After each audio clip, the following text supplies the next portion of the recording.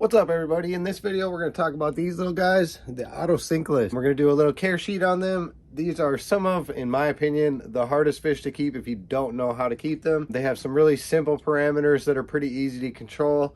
It's some other things about them that make them a little bit less hardy than other fish out there. So let's get into this. Let's go over the Otocinclus Care guide. For Otocinclus Care, it's pretty simple. You want to keep them in a pH of 6 to 7.0.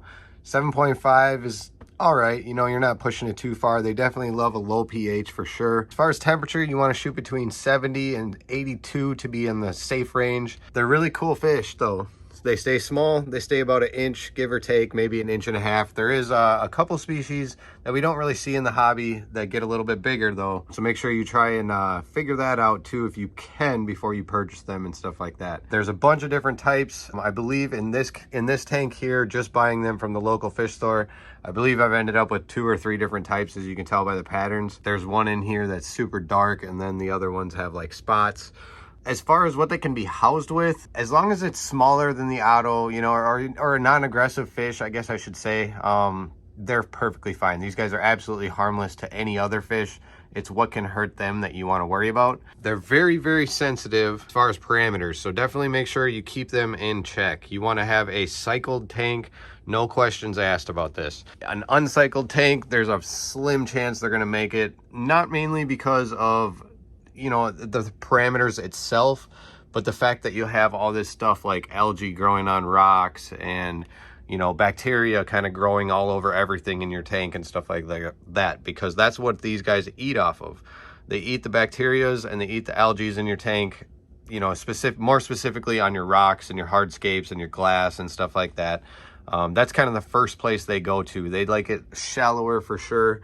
So they'll stay kind of close to the top of the water if you have a shallow tank like this. A slightly strong current, you know, nothing too crazy, obviously. Then you definitely want to have at least 6 in a group. I have noticed if you go less than 6, sometimes even less than 10, they will just die off one by one. And I'm unsure what this is. I don't know if it's like a lonely thing or what it is, but they definitely love to stick together in groups, just like these 3 are doing right here. There's one back here, and then there's another back there in the corner. I think there's 3 of them back there hanging out together. So like I said, they like to hang out in groups. Apparently a mono shrimp do too. Make sure that you guys you know, do your research before you get into Otocinclus. They're really cool fish and they're readily available, but the problem is a lot of people buy them and then they just die off.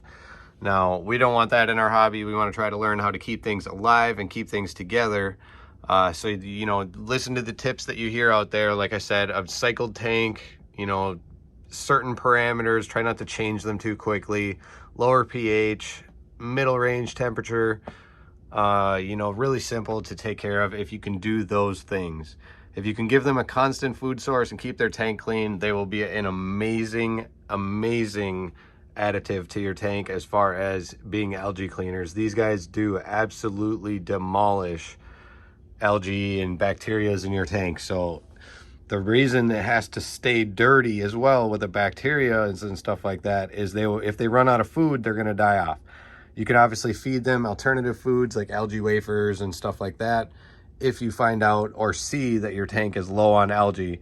If your tank is low on algae and stuff like that, not super, you know, you don't want it to be super clean. Like I said, if it's not super dirty, you know, let your tank run a little bit longer on your water change than normal, for example. Give them something to chow down on, and they will. They are super cute little guys. There's a quick care guide for you guys on the Otocinclus. If you have any questions, make sure to shoot them down in the comments, as I always answer my messages if I can. You know, give us a thumbs up if you like the video. Give us a subscribe down below. And don't forget to check down in the description for our link to new merch that we have. I got mine coming real soon, so I'll give you guys a good visual of that. And you guys can check it out for yourself as well if you would like to do that. Otherwise, I hope you guys learned a little bit in this little Otocinclus Care guide. I hope to help you understand some little things about them that, you know, make their life so much easier, because they are an amazing thing to have in your tank. So we'll see you guys in the next one. Peace.